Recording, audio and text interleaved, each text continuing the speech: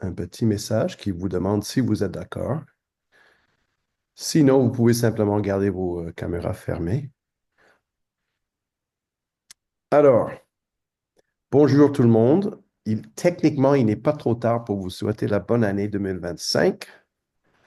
J'ai entendu une fois qu'il ne faut pas que ça dépasse le 7 janvier, mais dans mon livre à moi, si c'est le mois de janvier, c'est correct. Alors, bonne année à tout le monde. Merci d'être avec nous.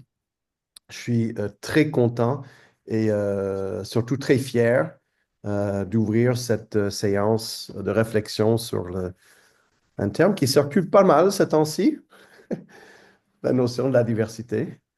Et c'est avec ma collègue Francine Saillant que je vais présenter dans quelques instants, que nous avons entamé une série de réflexions sur le mot lui-même, un mot qui est de plus en plus présent dans les discours politiques et dans la sphère publique. Un mot qui semble être assez simple, mais finalement qui n'est pas si simple que ça. Et donc, suite à nos premiers échanges sur le sujet, Francine et moi, on s'est dit, mais ça serait vraiment intéressant d'aller plus loin, d'aller vers une réflexion sur ce que certains chercheurs, dont Francine, ont qualifié de la diversité profonde. Il y a beaucoup d'idées qui circulent autour de la diversité.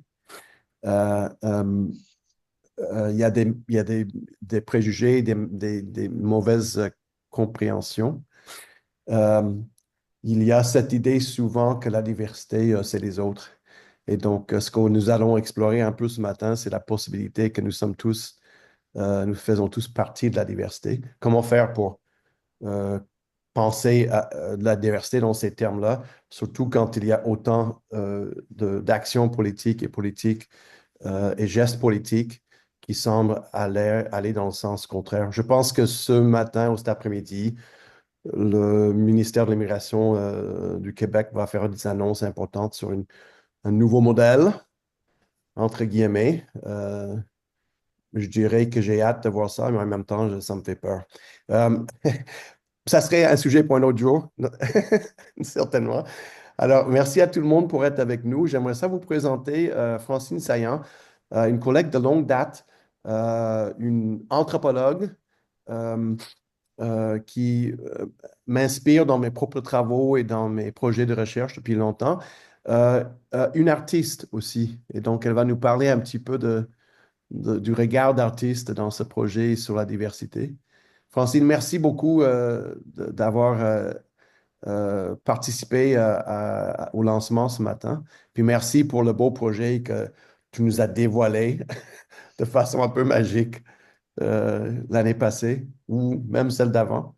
Comment tu te sens ce matin?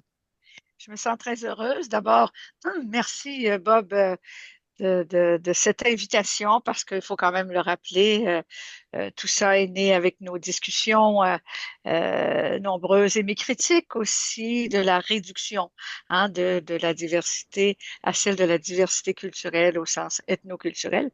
Donc, c'est une discussion de longue date que nous avons. Bon, moi, je suis effectivement anthropologue, je suis aussi artiste, je navigue dans plusieurs milieux. Bon, le Labri, bien sûr, mais aussi le Centre culturel société, mais aussi un centre de neurosciences où j'ai commencé à approcher les questions de neurodiversité, une expérience d'anthropologue dans différents pays.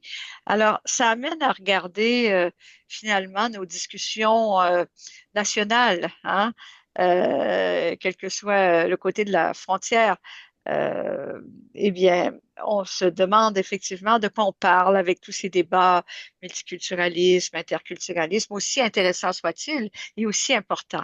Mais j'avais vraiment le goût de partager avec un public le plus large possible, au fond, des expériences et des propos dont j'étais témoin depuis plusieurs années et qui m'ont influencé dans ma compréhension de ce que ça peut être la diversité. C'est bien sûr ce qu'on voit, mais c'est beaucoup de choses qu'on ne voit pas, qu'on ne connaît pas nécessairement.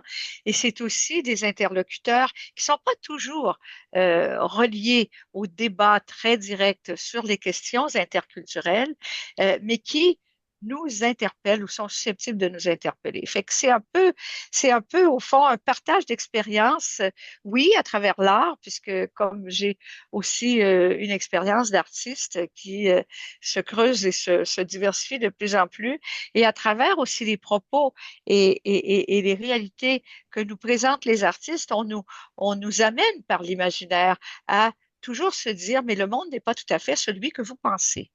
Et c'est un peu aussi l'expérience des anthropologues, se décentrer hein, de ce que l'on connaît, du connu. C'est la première chose qu'on apprend dans le métier et assez difficilement, on l'intègre. Mais l'artiste aussi le fait d'une autre manière. Alors, et ceux qui le font aussi, il y en a plein d'autres. Hein. L'historien qui recule dans le temps et reconstitue des mondes, il est à la fois dans la science et dans l'imaginaire. Je ne sais pas si l'historien aimerait ça, que je dise une chose pareille, mais il y a quand même cela. Les personnes qui vivent tous les jours avec un handicap euh, expérimentent le monde aussi d'une manière qui n'est pas celle de l'humain dit normal dans toutes ses fonctionnalités. Et les perceptions à ce moment-là peuvent bouger sur ce qu'est effectivement la réalité. Donc, c'est un peu de tout ça dont l'émission, cette série veut vous entretenir. Ça a été le défi et grâce aussi, bien sûr, à l'immense confiance.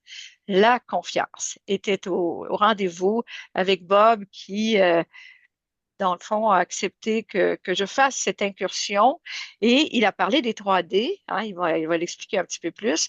Bon, moi, j'ai pas été tout à fait dans, euh, je dirais, le trio canonique du Labri des 3D, puisque j'ai laissé les gens s'exprimer à leur manière sur ce qu'est pour eux cette affaire de la diversité. Je n'ai pas imposé un cadre. Alors, ça remonte au fil des conversations. Alors, on se décentre tous et on s'amène dans des mondes expérientiels franchement toujours très fascinants. Merci, Francine. Écoute, tu as nommé quelque chose que j'avais oublié, c'est la confiance qui s'est installée entre nous. C'est sûr, de temps à autre, on se vérifie, OK? Oh oui, oui, bien Mais, sûr, donc, ça fait confiance. mais avec amitié. Exactement. Oui. Et donc, merci aussi d'avoir rappelé un peu le cadre général ou un des cadres de ce projet-là. C'est le cadre du Labri, donc le laboratoire de recherche en relations interculturelles, qui a mis sur pied une sorte de réflexion sur les différentes façons de s'occuper du pluralisme en contexte interculturel. Pas seulement en contexte d'immigration, parce qu'on sait que l'interculturel va au-delà de l'immigration. Il ne faut pas réduire cette approche ou cette pensée interculturelle à l'immigration, même si c'est un contexte très riche pour l'étudier. Et donc, au début, je me disais, oh, c'est vrai, le projet de Francine, ça va entrer dans notre cadre, blablabla. Bla, bla. Et là, Francine m'a rappelé, alors, elle a dit, non, pas nécessairement. Oui, il y a des échanges à faire sur ce que je veux faire et sur le cadre que vous proposez, le cadre d'analyse que vous proposez, mais on ne peut pas non plus réduire la diversité à un seul cadre. Et là-dessus, je suis à 200% d'accord. Je pense que dans nos discussions avec Kalpana Das, qui est un personnage dans cette histoire aussi, elle nous rappelle constamment, le pluralisme est en lui-même pluriel. Donc, merci pour ces rappels-là. Je voulais donc vous parler brièvement de ce que c'est ce cadre d'analyse du modèle 3D. C'est assez simple et je dirais même, quand je le présente, je dis que c'est un cadre qui est même un peu simpliste, mais pour des besoins du travail, pour les besoins du changement social. Ça part du constat qu'il y a plusieurs façons de faire le travail d'inclusion, il y a plusieurs façons de constater et d'avancer les idées pluralistes. Au Québec, au moins, on a constaté trois grands courants de pensée pluralistes. Le premier, c'est la diversité, donc la reconnaissance de la diversité, et puis la reconnaissance des spécificités des groupes. Le deuxième, c'est tout ce qui relève du deuxième D, donc celui de la discrimination ou de la lutte contre la discrimination, pour s'assurer qu'il y a un minimum d'égalité des chances. Et le troisième courant de pensée, c'est celui du dialogue, évidemment.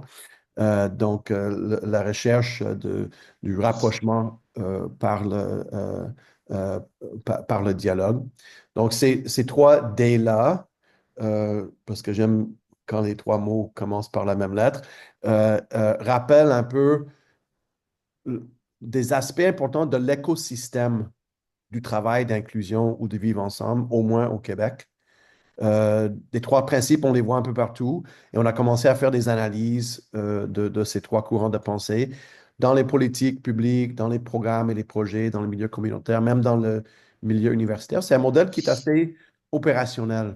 Et c'est un modèle qu'on voit aussi dans le travail qui a été fait par nos collègues au Conseil de l'Europe. Je pense qu'il y a Rita qui est avec nous du Conseil de l'Europe. Donc, un modèle très semblable du Conseil de l'Europe qui parle de ces trois principes pluralistes. Dans leur contexte, ils parlent plus de diversité, égalité et interaction, mais vous pouvez voir des parallèles entre les deux modèles. Donc, c'est intéressant de voir comment ces façons de penser le pluralisme se déclinent dans différents contextes. Alors, merci, Francine, d'éclater un peu ce cadre, là, parce que les cadres sont là, pas pour encadrer, là, mais pour se faire éclater. Et donc, euh,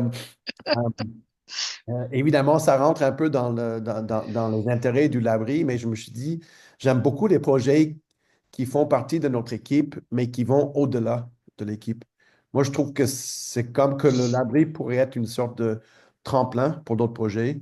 C'est important et j'aime beaucoup ce que tu as fait avec la notion de la diversité. J'aimerais ça euh, je veux m'assurer qu'on a assez de temps pour en parler en détail.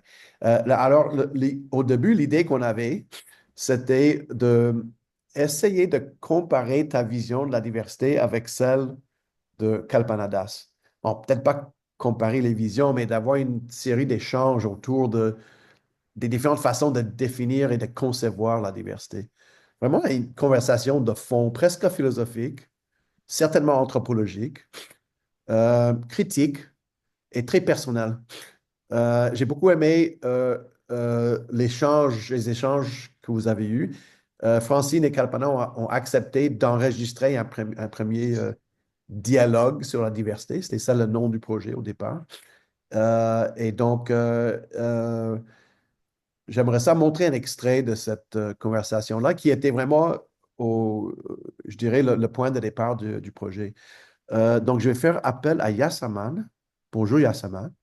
Et peut-être, Bob, euh, le, toute l'idée qu'il y avait quand même derrière ce projet, il y avait une image que tu avais, qui était celle de cette œuvre que j'ai réalisée autour des 1000 figurines, une espèce de peuple imaginaire dont les individus seraient sans origine précise Ouais, et de rassembler toutes ces personnes euh, comme peuple qui marche. Et cette métaphore était quand même au centre déclencheur que nous avons vécu. Hein, parce qu'à partir de ça, tu savais que ça s'en venait et tu as proposé que Kalpana et moi qu'on puisse discuter et qu'elle puisse voir cette œuvre-là. Donc, ça a été, il y avait cet arrière-plan ouais, d'un acte à la fois anthropologique et artistique, mais philosophique aussi, et vraiment. qui touchait bien sûr la diversité Bon, et j'ai ses questions. mis un lien qui parle de ce projet, Rassemblement, c'est ça le nom du projet? Oui, c'était. C'est ça. Et donc, Kalpana avait accepté d'assister à l'exposition de ton projet artistique. Et elle a été, comme moi d'ailleurs, on est allés ensemble, elle a été impressionnée par le travail artistique que tu as fait et de faire face toutes ces faces. Visage. Je sais. Ces visages de sans visage, enfin, Oui, oui, c'était vraiment beaucoup de intéressant. choses. Donc, est-ce qu'on regarde quelques extraits du dialogue avec Kalpana? On va aller par le... Je pense que Yasaman est en train de partager. Alors, il y a seulement juste une seconde. Cette vidéo se trouve sur la chaîne YouTube du Labri. Moi, je vais vous envoyer le lien dans le chat. Puis on va juste regarder peut-être les 2 ou 3 premières minutes pour vous donner une idée des échanges entre ces deux grands penseuses.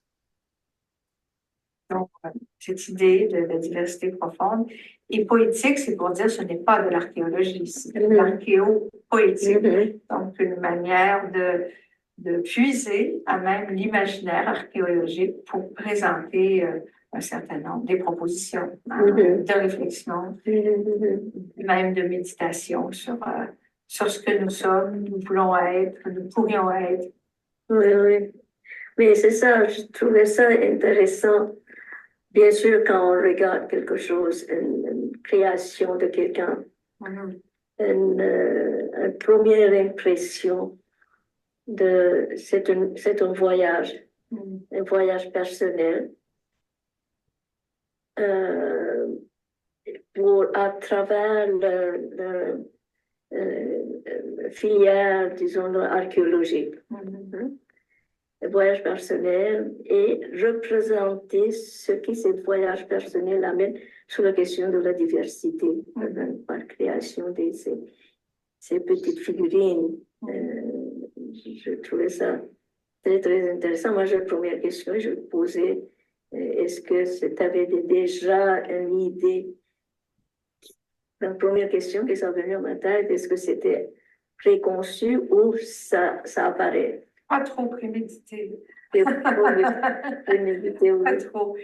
Au sens où ce qui était important, justement, de faire vivre, de vivre et de faire vivre la pluralité, c'était qu'à chaque fois, la forme, justement, n'était pas décidée. J'avais le visage en tête, sous toutes sortes de formats. Ça peut entrer dans le masque, ça peut entrer dans des visages brisés, comme on a des pièces archéologiques qui montrent des objets incomplets, qui est aussi une métaphore pour parler de nous, des êtres, on suppose, perfectibles. On aimerait. Et donc, le geste, il devait au contraire se laisser aller complètement vers l'affirmation vraiment gestuelle de l'unicité de chaque être, d'une manière, mais aussi aucun ne devait ressembler à l'autre. Donc, ce qui allait venir était le meilleur chemin à suivre pour moi. C'était de suivre. Je bouge un peu la main, je vois un regard qui apparaît, je le suis. C'est pas, je ne décide pas.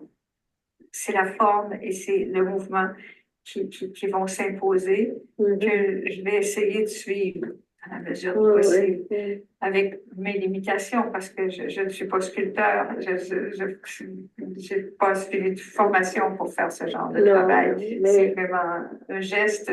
C'est matière brute. Oui, c'est matière brute et c'est voulu comme ça. Et c'est voulu aussi quand même avec les imperfections. Bon, il y a du travail pour perfectionner quand même certaines formes, mais je les ai voulu comme ça parce que je pense que nous sommes... cette question de la pluralité, elle est d'une très grande complexité. Nous la reconnaissons de plus en plus dans le monde dans lequel nous vivons, mais cette reconnaissance-là de la pluralité, c'est encore un travail immense à faire à l'échelle de toutes les sociétés. Comme les droits de la personne, c'est jamais achevé, c'est quelque chose qui est en mouvement, c'est un travail. Et je crois que le travail aussi d'élaboration de ces figurines, il y avait un peu de ça. Il y avait un peu de l'idée, j'entre dans cette pluralité, mais dans cette imperfection, puis aussi dans la singularité, et aussi dans quelque chose qu'on peut appeler le moindre geste, la plus petite ligne, le presque rien, qui est aussi un peu de nous. On va arrêter là. Super. Pour ceux qui... bon, d'abord, pour ceux qui connaissent le labo, je n'avais pas demandé à Kalpana de porter un veston avec les images du logo du Labri. C'était vraiment pas planifié, OK? Je lui ai dit que je veux qu'elle laisse ça avec nous quand elle ne l'utilise plus, là.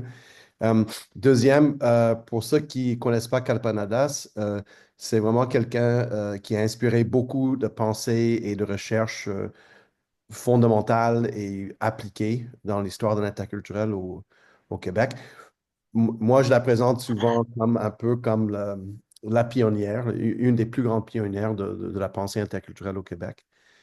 Si ça vous intéresse, on peut vous envoyer plus d'informations sur son œuvre, sur le travail qu'elle a fait comme directrice de l'Institut interculturel de Montréal, qui a malheureusement fermé ses portes, mais avec qui on collabore pour s'occuper des archives sur un site web qui est en reconstruction actuellement.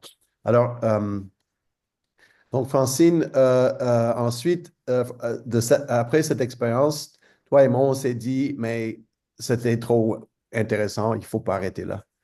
Et donc, il y a comme un nouveau projet qui est émergé. Je te laisserai expliquer un peu comment le projet, le projet initial, donc un dialogue sur la diversité, comment ce projet s'est diversifié finalement. Voilà. Ben, avec plaisir.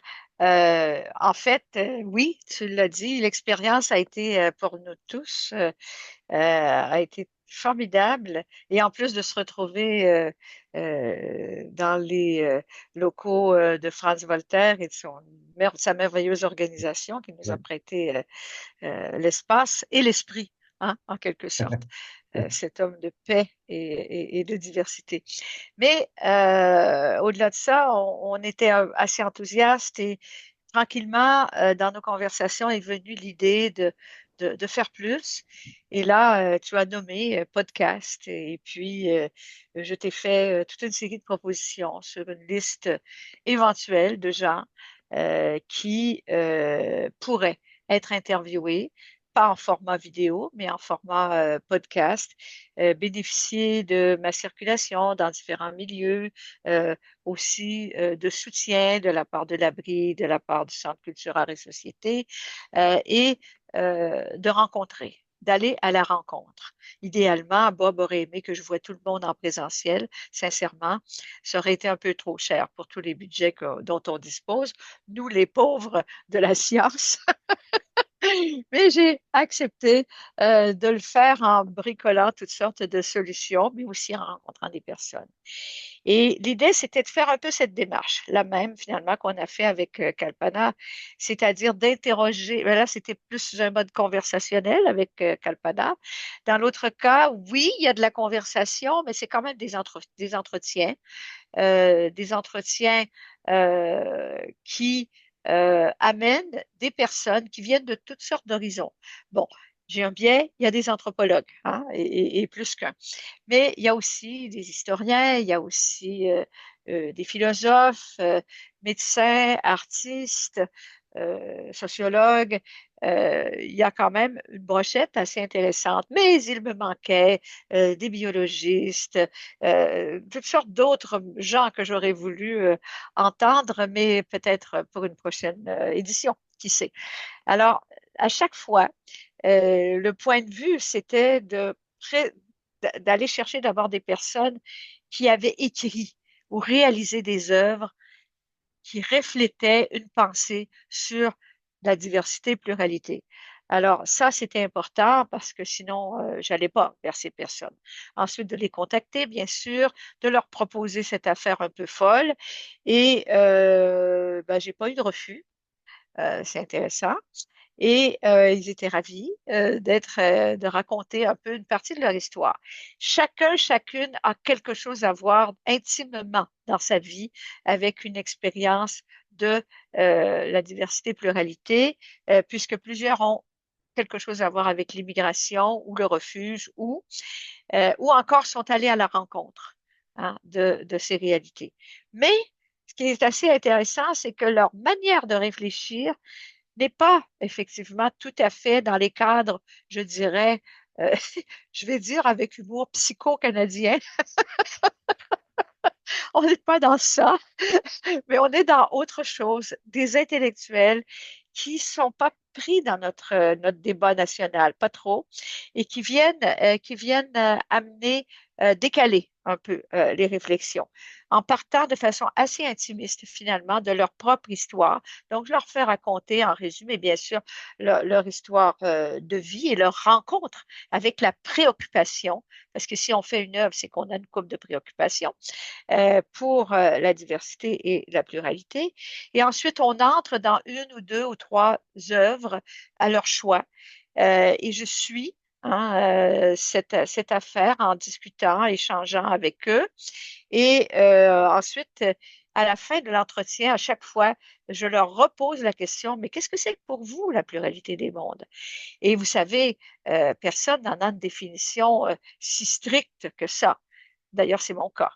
Puisque je suis toujours en train de chercher ce que c'est, en me disant ce qui est formidable, c'est justement de rester complètement en état d'ouverture, ce qui correspond hein, je dirais, à une certaine philosophie de la rencontre, ce qui correspond à des philosophies comme celle d'Édouard Glissant, que vous allez entendre de temps en temps citer, de grands philosophes ou de grands poètes qui ont cette capacité de rester un petit peu suspendus hein, avec leurs questions sans être trop angoissés avec cette incertitude et ce désir de rester dans la pluralité comme forme de vie et manière de vivre et philosophie d'existence. Alors, vous parlez de qui? Ben, il y en a plusieurs. Je ne peux pas vous raconter pour chacun, mais on a des personnes, on a quelques personnes connues du Labri et du Célat. Par exemple, Yara El Gadban, écrivaine et anthropologue. Nicole Lapierre, qui est socio-anthropologue. On a Frédéric Laugrand qui viendra nous parler des animaux, des chauves-souris. Qu'est-ce que ça vient faire dans la diversité? Vous allez le découvrir. On a le poète, le très, très grand poète Pierre Neveu, qui va nous parler de son ouvrage la, sur la littérature, sur le Québec et sur la poésie et sa rencontre et sa manière d'exprimer par la poésie cette question de la pluralité. On a Véronique Naoum-Grapp, vous savez, elle ne va pas le dire, mais qui est la fille d'Edgar Morin, une femme absolument délicieuse, extraordinaire, qui est très difficile à arrêter, qui a toute une telle verve, c'est fantastique, mais qui vraiment nous amène dans des questions fondamentales. Et là, c'est aussi la France des banlieues, c'est aussi la France des souffrances. Euh, Ça vaut vraiment la peine. Alexandrine Boudreau-Fournier, anthropologue, artiste, elle veut pas le dire, mais quand même, et spécialiste du son, elle qui sondait la mer quand tout était arrêté au moment de la COVID et qui allait voir le bruit au fond de l'océan puisqu'il n'y en avait plus nulle part et retrouvait des montagnes de sons presque effrayantes. Alors, on va voir que le monde est aussi sous la mer et d'une façon très unique. On va entendre aussi Vincent Mirza, un ancien de l'Université de Montréal, qui est maintenant à l'Université d'Ottawa et qui s'occupe d'environnement et de ville, qui est extrêmement un spécialiste du Japon d'ailleurs, qui va nous amener dans cet univers-là et qui va parler de l'avenir des villes, de l'anthropocène urbain. Et qu'est-ce que c'est si les villes s'en vont dans une dérive et toutes les questions, ce qu'on vient de voir à Los Angeles, que va-t-il devenir qu'allons-nous devenir? Alors, cette question du vivre ensemble, c'est souvent évoqué au Centre d'études d'art, culture, société, est évoquée aussi lorsqu'on parle d'anthropocène, sans nécessairement parler de diversité culturelle au sens où on l'entend habituellement, ou l'abri. Timothy Ingold, le grand anthropologue qui est en Écosse, un entretien en anglais cette fois-là, où est-ce que Timothy, bon, lui, il est très critique, il est donc dans UK, alors le multiculturalisme côté anglo, il connaît bien ça, ça l'agace profondément, alors que lui est entré dans l'expérience du monde, dans une sorte de phénoménologie du plus petit, du plus fin et du que faisons-nous quand on marche? Qu'est-ce qu'on voit? Qu'est-ce qu'on rencontre? Qu'est-ce qu'on entend? Qu'est-ce qu'on ressent? Et tout ça nous fabrique, nous, dans notre propre diversité et on fabrique l'environnement. Un point de vue complètement fascinant et rafraîchissant. Une belle personne, François Morelli, récemment prix du Québec en art visuel, qui lui, avec une espèce de bestiole informe, s'est baladé à travers le monde en allant à la rencontre des autres, aux États-Unis, mais aussi en Europe, mais aussi en Afrique du Nord, et en allant chez les uns et les autres qui se posaient la question, mais qu'est-ce qui transporte? C'est quoi cet objet? Donc, en créant du divers, en créant de la surprise, en créant quelque chose mais qu'est-ce que c'est que cet être qu'on ne connaît pas? Donc, il mettait en scène artistiquement une rencontre inédite. Il va vous en parler. Marie-Rose Moreau, psychiatre, philosophe, une grande dame de l'interculturel, enfin, on en a une, et qui va vous parler de sa rencontre avec les enfants, mais de son expérience migratoire à elle, et comment elle est passée d'une discipline à l'autre, comment elle est entrée, elle, par la clinique dans les relations interculturelles et comment elle va expliquer que même dans le monde de l'interculturel, dans sa clinique, de nouvelles questions se posent. Je ne sais pas si le modèle 3D résisterait à ça. Je vous laisse en suspension. Une femme délicieuse, extraordinaire, Christophe Rull, un anthropologue pas ordinaire, qui s'est mis au théâtre, et je ne le cache pas, qui a mis en scène Mander Kilani, un collaborateur de longue date et ami aussi d'ICELAT, et autour de la Méditerranée. Donc, il fait de la Méditerranée un être. Alors, cet être-là, qui est la rencontre de tous les êtres, la rencontre de tant de cultures, comme on le sait, qui vit un drame, celui des migrants, mais qui vit aussi le drame d'une part de son autodestruction par les questions environnementales. Donc, c'est cette pièce de théâtre dont il va vous parler, c'est absolument incroyable. Et il le fait comme anthropologue et comme artiste. Et j'avoue que ça mérite d'entrer là-dedans, alors que lui, ce n'est pas un migrant, mais c'est quelqu'un qui part de son expérience singulière d'être qui est né pas loin de Toulouse, dans un univers où on était entre l'Espagne et la France, et nous parle de comment la diversité, j'utilise le mot, parfois diversité, parfois pluralité, en essayant de vous convaincre d'utiliser pluralité quand on dépasse un petit peu les cadres politiques. Et on a Kalpana, dont on vous a parlé tout à l'heure, que j'ai eu l'honneur, parce que pour moi, c'était un honneur. C'est vraiment une figure de l'interculturel à Montréal. C'est une grande penseuse. Tu as utilisé le mot, Bob, je suis d'accord. Et qui a accepté de me rencontrer. Moi, c'est que finalement, par rapport à son œuvre, je ne suis pas grand-chose. Et ça a été vraiment un très, très beau moment d'échange.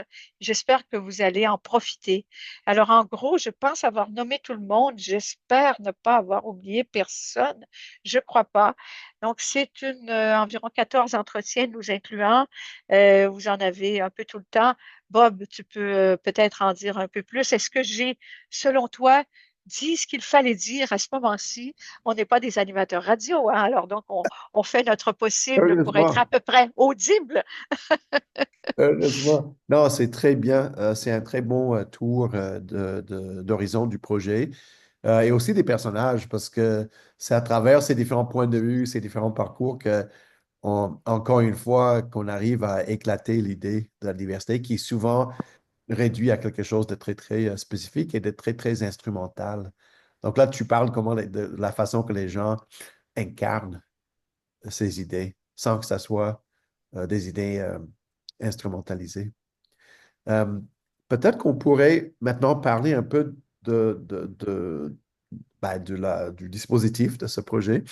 L'idée qu'on avait, c'était de faire un diapo, excusez-moi, des balados, et que ça soit disponible à tout le monde sur une plateforme un peu plus large.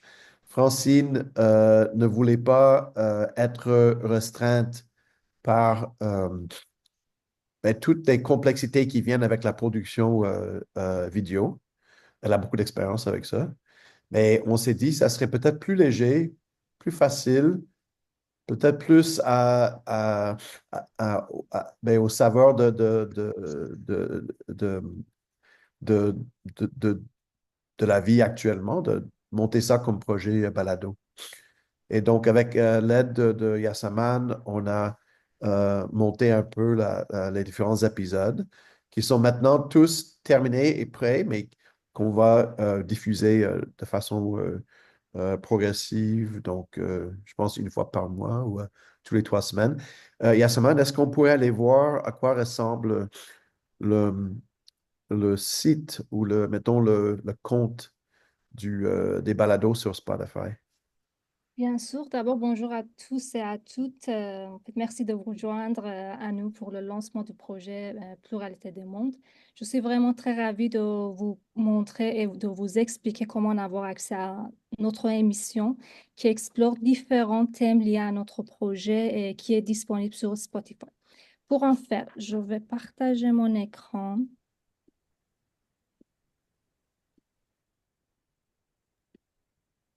Pour ceux qui ont accès à l'application Spotify, c'est plus simple en fait, mais en fait, c'est pas obligatoire. Et qui n'ont pas accès à l'application, c'est tout simplement vous tapez Spotify dans votre navigateur web et vous voyez Spotify qui vous affiche. Vous cliquez et comme lien, c'est open.spotify.com. Vous faire descendre. Désolé, dans la barre de recherche, en fait, vous cherchez, moi j'ai déjà cherché, donc vous voyez pluralité des mondes.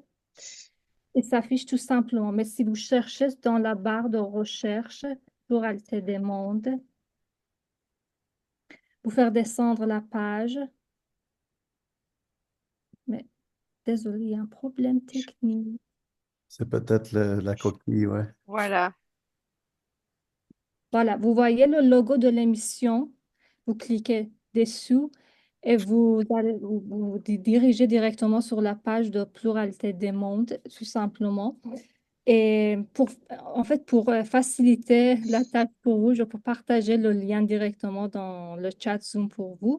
Et pourquoi, c'était quoi vraiment la logique de choisir Spotify pour cette émission et ce projet? En fait, Spotify, c'est un peu comme une bibliothèque de musique géante à laquelle vous pouvez accéder à tout moment. C'est gratuit, c'est facile.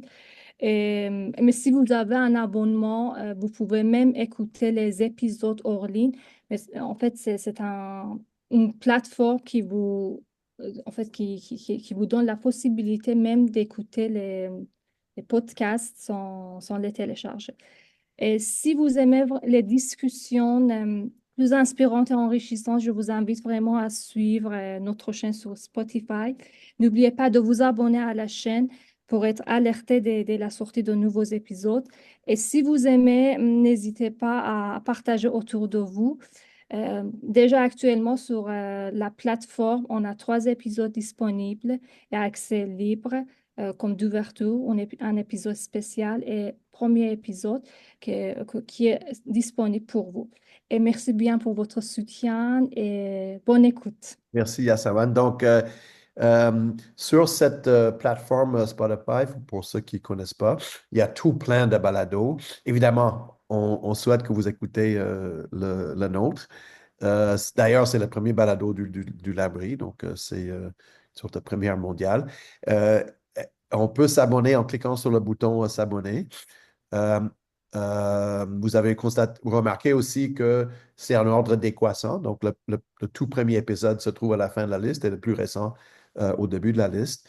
Yasaman, c'est quoi parce que je pense qu'on va dévoiler on va diffuser un épisode à la fois pendant la prochaine année. C'est bien ça? En fait, 2 épisodes par mois. 2 épisodes par mois, OK. Et en tout, il y a 12, 13, 14 épisodes? Il y a 14 épisodes qu'on a déjà et 3 épisodes disponibles sur Spotify. Parfait, OK. Donc, si vous avez des questions techniques à ce sujet, n'hésitez pas de nous poser des questions dans le chat. Et donc, peut-être que ben, on aimerait garder le temps qui nous reste pour avoir vos réactions, peut-être des questions pour Francine. Je vais, avant de commencer la discussion, j'aimerais juste remercier euh, les collègues du Labri. J'aimerais aussi remercier nos collègues du CELAP qui ont participé à ce processus-là, qui sont toujours dans un soutien moral et aussi administratif et euh, euh, philosophique. Euh, Merci beaucoup à Felipe qui avait fait le montage du projet et aussi à Saman pour son aide dans la préparation du lancement et du balado. Évidemment, merci aux participantes et participants au projet. Ils ont pris de leur temps et les résultats sont assez intéressants. Francine, la question que je voulais te poser avant d'ouvrir la discussion, c'est de savoir qu'est-ce que tu retiens de tout ce processus-là. Bon, c'est pas une question piège, là. C'est peut-être pas facile à répondre. Ben, je retiens que la recherche est en marche. Hein. Je retiens que autant il y avait de questions au point de départ, autant il y en a encore tout autant, puisque la richesse et la complexité qu'on a évoquées au point de départ sont toujours présents. Ça fait partie du menu, je dirais, et de cette série et du monde dans lequel nous vivons.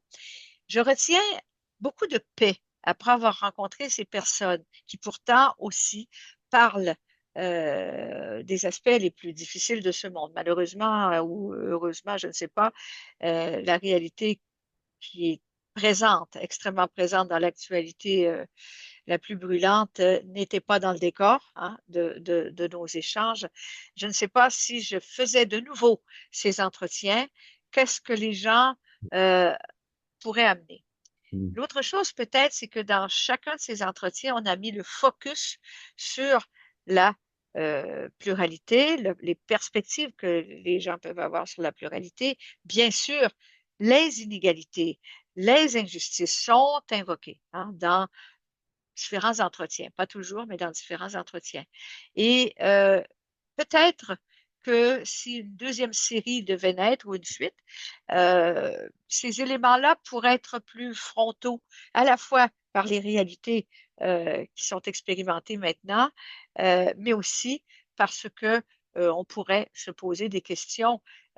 Être chantre de la diversité et de la pluralité, c'est une chose, mais quand dans certains cas, cette pluralité peut devenir vicieuse entre les mains de certains politiques et se transformer en outil et de désinformation et d'injustice. Là, il y a d'autres questions à se poser. Est-ce que ça passe par le modèle 3D? Est-ce que ça passe par autre chose? Mais en tout cas, la réflexion n'est pas finie. Et j'ai dit tout à l'heure que bon, j'avais pas eu de refus. Ben, des fois, il y a des gens qui m'ont pas répondu. Ils étaient pas accessibles. Donc, je ne sais pas s'ils ne voulaient pas. Je me suis dit, ben, au fond, peut-être qu'ils veulent pas, mais ceux à qui j'ai parlé ont tous dit oui. Alors ça, c'est quand même très chouette, mais il reste ce, ce mystère de ceux qui ne sont pas là et qu'on aurait aimé entendre aussi et qu'on voudrait entendre. Donc, j'espère que ça va vous donner l'appétit des affaires du monde.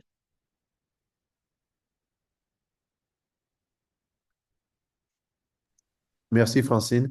Donc, ça serait le moment d'ouvrir la discussion à tout le monde. Vous pouvez lever vos mains virtuellement ou de façon plus réelle. Vous pouvez aussi envoyer des questions dans le chat. Yasaman va nous aider à surveiller ce qui se passe dans cet espace-là.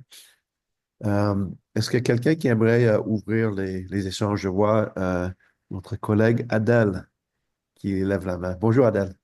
Bonjour Bob et bonjour Francine. Merci beaucoup. Donc, je suis Adèle Garnier, je suis la directrice du CELAT et on est vraiment très heureux de cette série de balados parce que, comme vous l'avez tous les deux dit, c'est en écho avec beaucoup de préoccupations du CELAT, dont la programmation actuelle, c'est sur le faire monde, mais Francine a énormément apporté sur le vivre ensemble. En fait, j'ai une question sur le pouvoir d'agir.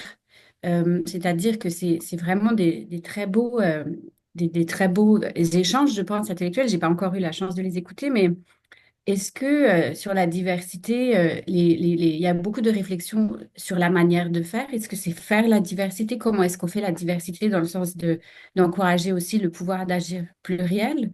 Et ma deuxième question, c'est est-ce que, Francine, tu avais un public spécifique en tête quand tu l'as fait, en fait? À qui penses-tu que ces balados s'adressent? À nous, la communauté académique, ou à tout le monde? Et j'imagine à tout le monde, mais est-ce qu'il y a une audience particulière? Merci. Bonne question. Bon, pour la question du pouvoir d'agir, bon, j'avoue que je n'ai pas du tout orienté sur une question comme celle-là, mais à travers les expériences que les gens relatent, au fond, ce sont des expériences de rencontre avec la pluralité et c'est aussi souvent parfois des expériences liées à l'injustice observée. Donc, en cela, les, lorsque un Mamadou Diouf de l'Université de Columbia qui vit toute une partie de l'histoire du colonialisme au Sénégal, se retrouve en France, vit toutes sortes de difficultés et en même temps s'approprie à sa manière, donc se trouve dans une posture où il incarne une forme de pouvoir d'agir face au problème colonial, toujours aujourd'hui, après de très longues années de fréquentation des différents continents, Afrique, Europe et États-Unis. C'est pas un continent. Alors, ça, on a ça. Et souvent, euh, dans les expériences que les gens relatent, il y a la rencontre, mais une rencontre aussi qui peut être teintée d'injustice et qui exprime chez un individu comment son œuvre est ancrée dans une forme de pouvoir d'agir. Mais ceci, c'est ce que j'en extrapole. Je n'ai pas posé de questions très directes là-dessus. Par ailleurs, quelle était l'autre question déjà, Adèle? C'était sur la question du public. Est-ce que tu avais un Oui, public? oui, le public. Eh bien, moi, j'avais en tête d'abord le public, nos publics étudiants, professeurs, beaucoup. Mais quand même, ce sont des entretiens qui s'écoutent très, très bien. Certains sont plus savants que d'autres. Bon, ça peut arriver. Mais si on ne connaît pas du tout l'histoire d'Afrique, je reprends l'exemple. Je reprends l'exemple de Mamadou. Ben là, peut-être qu'on peut un petit peu s'y perdre. Mais sinon, chacun vraiment est très éloquent. C'est fait dans une langue facile. On n'est pas dans la surthéorie. On amène de temps en temps des néologismes ou des mots un peu courants dans le langage des personnes qui, par exemple, vont écouter Radio-Canada. Ou France Culture, est-ce que ça va être tout à fait euh, je dirais, dans la grande vulgarisation, je mentirais. Sinon, j'aurais fait d'autres entretiens beaucoup plus courts. Et là, ça aurait été des spots de diversité. Est-ce que j'aurais eu envie de faire ça? Peut-être pas moi. Je crois que j'étais à mon endroit, au bon endroit, à faire, à répondre à la proposition de Bob. Merci, Adèle. Francine, moi, j'aimerais savoir si tu as eu des surprises pendant le processus. Oui et non, dans le sens que je suis allée vers des thèmes qui, quand même avait une certaine familiarité. Je vais prendre Anthropocène. Bon, je ne suis pas du tout spécialiste des questions environnementales. Et bon, les débats sur le spécisme, les débats sur les réalités, disons, de la complexité biologique de notre environnement, euh, ça fait partie de la réalité de maintenant. On ne peut pas penser à pluralité si on oublie qu'on est dans un environnement qu'on essaie en fait, qu'un capitalisme tentaculaire cherche à réduire à pas grand-chose. Mais oui, en fait, dans le sens où j'ai appris à chaque fois. Je peux pas dire que pour chacun des entretiens, je savais tout, puis je m'en allais complètement. C'est tout à fait, non, pas du tout. Et la manière dont les auteurs, un Tim Ingold par exemple, s'amène dans son œuvre, parce qu'on les amène à parler d'une œuvre, c'est pas rien. Donc, c'est quelque chose. C'est impressionnant aussi. C'est très impressionnant. La simplicité des gens aidait beaucoup. Mais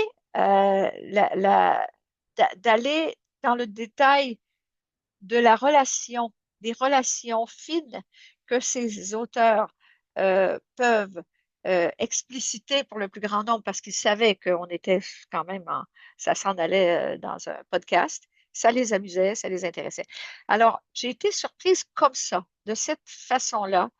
L'entretien avec Madame Moreau, Ouais, psychiatre, psychanalyste, très grande auteure, quelqu'un qui a fait, mais je ne sais combien de choses pour l'interculturel, fondatrice de la revue L'Autre. ouais, C'est quelqu'un, ça aussi, cette simplicité dans l'abord était déconcertante, ouais, sûr. complètement déconcertante. Je l'ai rencontré d'ailleurs dans son cas à la Maison de Solène à Paris. Et et ce que j'ai entendu sur les réalités familiales vécues Ouais, ouais, chez les ouais, personnes immigrantes, chez les enfants d'immigrants, comment ils découvrent, par exemple, la diversité sexuelle et comment la représentation de la famille se trouve à se modifier avec la confrontation à ces réalités. Donc là, on a des cas de figure. Je ne rentre pas dans le détail parce que je veux vous garder complètement en haleine. Ça vaut vraiment le coup d'entendre ça. Et là, j'ai appris beaucoup en écoutant ça parce que j'ignorais cette sorte de bouleversement à ce point. ouais, Et plein comme ça, et plein comme ça, ouais. toujours. Et Et, beaucoup et de... l'intimité, en fait, la Oui, rencontre c'est ça. aussi de Ouais, chacun avec qu'est-ce qui a déclenché, comment vous êtes arrivé là, ouais. finalement, à passer une partie de votre vie à écrire des choses sur la pluralité. Eh bien, il y a des déclencheurs. C'est vraiment... Il y a souvent une Ouais. expérience Ça, c'est euh, bon, ça. personnelle de migration ou familiale, Ouais, de déplacement et de déplacement aussi dans des mondes insoupçonnés ouais, à chaque fois. Et ça, ça nous parle, je pense, pour chacun de nous. On peut se poser la question, comment suis-je arrivé là? Pourquoi est-ce que j'écoute cette émission aujourd'hui? exact, voilà. Qu'est-ce qui m'arrive? Pourquoi je suis là? Pourquoi ça continue de me tarauder, cette affaire-là? C'est quand même pas toujours le multiculturalisme, hein? Il y a d'autres choses, un peu personnelles, un peu euh, une intrigue, Ouais, il y a pour des parler intrigues. comme Ricoeur. Il y a quelque chose dans notre Ouais, récit personnel ouais. qui nous Qui nous amène à une interpelle. intrigue. Et cette intrigue, elle est la clé. Elle est la Ouais, clé ouais. de l'ouverture du cœur et en même temps de la perspective critique, parce qu'on peut être ouvert, mais pas être complètement, bon, je ne sais pas quel mot je vais Ouais, employer. ouais. Écoute, intrigue, c'est vraiment intéressant comme choix de mots. J'ai oublié que Ricoeur parle des intrigues, pas dans le sens négatif, mais dans le sens très, très positif. C'est-à-dire, il y a des questions ou des phénomènes qui nous interpellent. Donc, on est intrigué par. Et dans la série des balados, il y a beaucoup de ces intrigues, des questions qui nous interpellent, comme tu as dit, les moments déclencheurs. Alors, Il y a, finalement, très, très personnel, très intimiste. Oui, ça l'est. Et autre chose, c'est les thématiques qui sont abordées. Je regarde Adèle, là, je pense au territoire, hein. Bon, on a parlé de l'art, mais c'est l'art performance, c'est l'art qui se déplace, qui va vers des publics, et aussi incroyable que d'un pays à un autre. C'est c'est les relations cliniques, hein. Il y a des sphères aussi. Il n'y a pas seulement la pensée sur la diversité, il y a les, les, les domaines qui sont couverts dans la pensée, hein, des personnes qui nous reflètent, hein, à la fois leurs expériences, mais aussi la manière dont ils ont réfléchi. Un Christophe Roule, quand il se met à faire du théâtre, bon, qui fait, il n'y a pas longtemps, a terminé son doctorat à l'École des hautes études en sciences sociales et qui touche et théâtre et anthropologie, et qui va mettre en scène un océan. Là, avec toutes sortes de personnes qui vivent autour de cet océan. Et on a une scène dans cette histoire où on a la mort des oliviers, hein, qui pose mais toutes sortes de questions avec une sortie extraordinaire que va faire Mondher Kilani, qu'on découvre comme un homme de théâtre. Je vous dis, à chaque fois, ce n'est pas nécessairement une découverte dans le sens du parfait inconnu, mais c'est s'approcher de ce que parfois enlève. Le Est-ce que son qui coupe un peu, oui. ça Euh, va? j'aimerais ça tourner Nous vers, prive. ouais, j'aimerais tourner vers Paula qui a été très patiente. Paula qui a levé la main. Bonjour. Oui, bonjour. D'abord, merci. Merci pour l'invitation de cette rencontre très enrichissante. Et je voulais faire, de parler un petit, des choses que j'ai écoutées, que j'ai beaucoup aimées dans la vidéo YouTube. Francine avait parlé avec Kalpana au sujet des imperfections. Parce que ces imperfections mettent en valeur la diversité enrichissant la pluralité et pour favoriser toujours l'inclusion au sein de la société d'accueil. Pardon, je me permets aussi de mentionner l'outil de l'inclusiomètre créé par le directeur général de la Maisonnée, M. Wadi Karam, qui illustre que dans le cadre de l'inclusion, ces différences ne sont pas d'obstacles et que permettent aussi la cohésion sociale et de favoriser une participation active de chacun. Ma question s'est versée sur les imperfections. Comment transformer nos imperfections, les imperfections de les personnes pour favoriser l'inclusion et pour enrichir la diversité au sein de la société? C'est une question que vous nous posez à nous tous. Je ferai simplement un commentaire. On peut faire beaucoup de choses, sauf en lissant le tout, puis en faisant justement, en effaçant la partie que l'adéquation entre l'un et l'autre sera toujours imparfaite. Pensons au couple, pensons à l'amour. On sait très bien qu'au bout de 30, 35 ans, c'est mon cas, c'est jamais parfait. C'est jamais, jamais, jamais parfait. C'est toujours en construction. Quand on demande à une population, à un groupe humain d'être complètement intégré dans le sens de complètement s'imbriquer dans l'autre et de quasiment s'effacer, je vais exagérer, et d'effacer l'autre, l'un et l'autre, on fait une erreur. On le sait très bien dans la vie de tous les jours que l'adéquation parfaite, elle part dans un casse-tête. Et encore, on n'a pas demandé aux physiciens d'observer ça avec un microscope, parce que ça doit être toujours très imparfait, un casse-tête. Ben, je répondrai ça, mais je sais bien que je ne réponds pas les belles choses dans le langage qui est le vôtre quand vous construisez des instruments.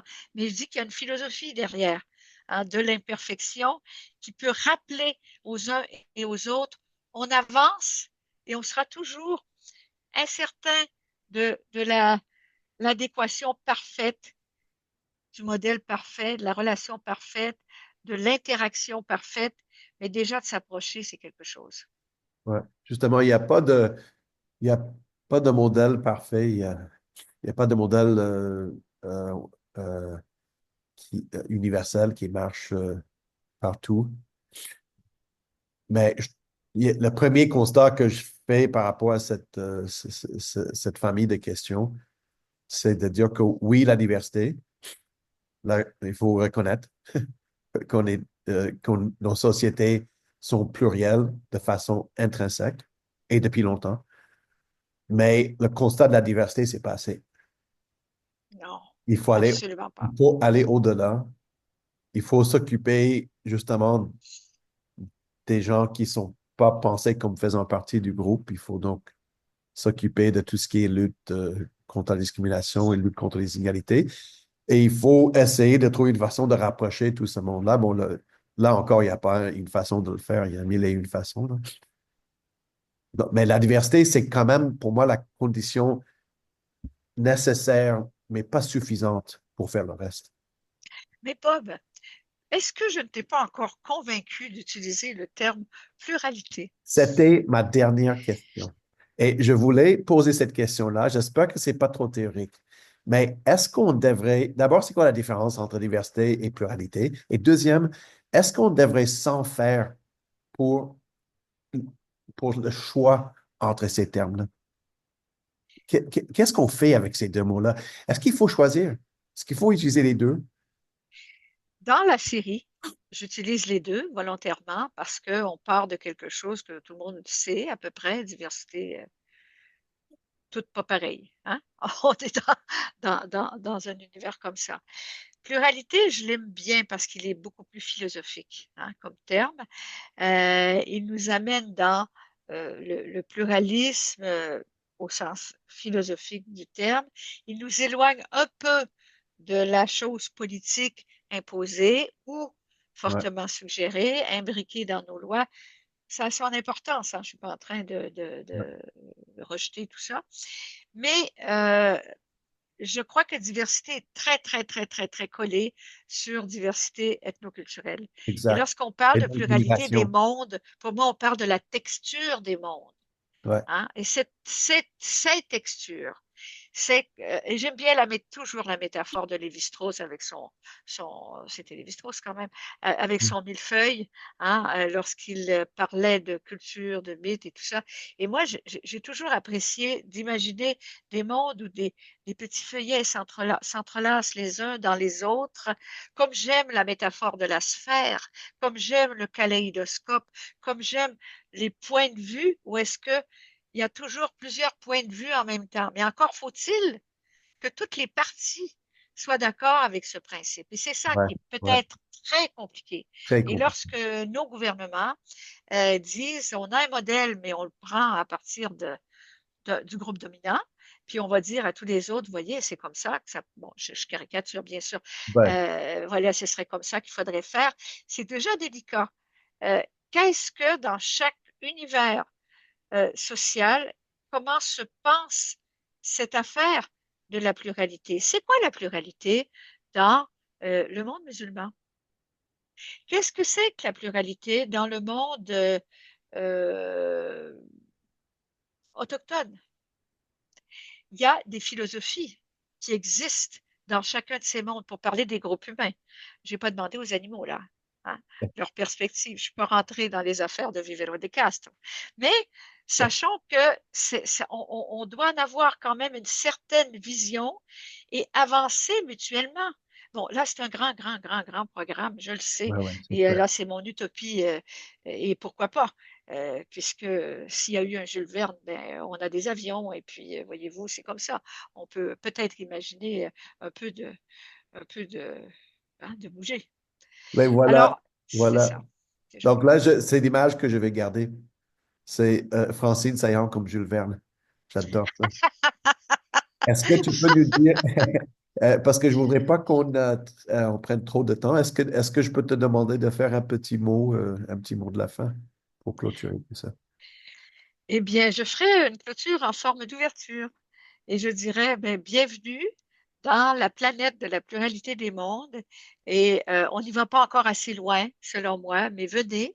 Et puis, s'il vous plaît, écrivez-nous, écrivez-moi, écrivez à Bob. On veut savoir ce que vous pensez parce que c'est vraiment une expérience et une expérimentation. Vous êtes gentiment nos cobayes. On voudrait certainement poursuivre un travail comme celui-là, que ça donne lieu à de nouvelles recherches et qu'on continue de recevoir des gens qui nous éclairent et qui nous sortent aussi d'une certaine ambiance, n'est-ce pas, qui ne dit pas son nom. Ça fait du bien au cœur, à l'esprit, à l'intellect, dans le sens le plus noble de la chose. Ça nous fait du bien comme travailleurs de l'esprit. Merci. Venez avec nous. Bienvenue. Merci Francine d'être avec nous aussi. Alors, on va clôturer avec ce beau mot de la fin. Merci à tout le monde d'être avec nous. Merci pour le soutien des Yasaman et l'équipe du Labri. Je vous souhaite Merci. une très bonne année Merci. 2025 remplie de pluralité et de pluralisme. Et on se voit pour la prochaine chicane. Merci beaucoup. Merci beaucoup. Merci Bob. Merci Francine. Merci. Merci. Merci.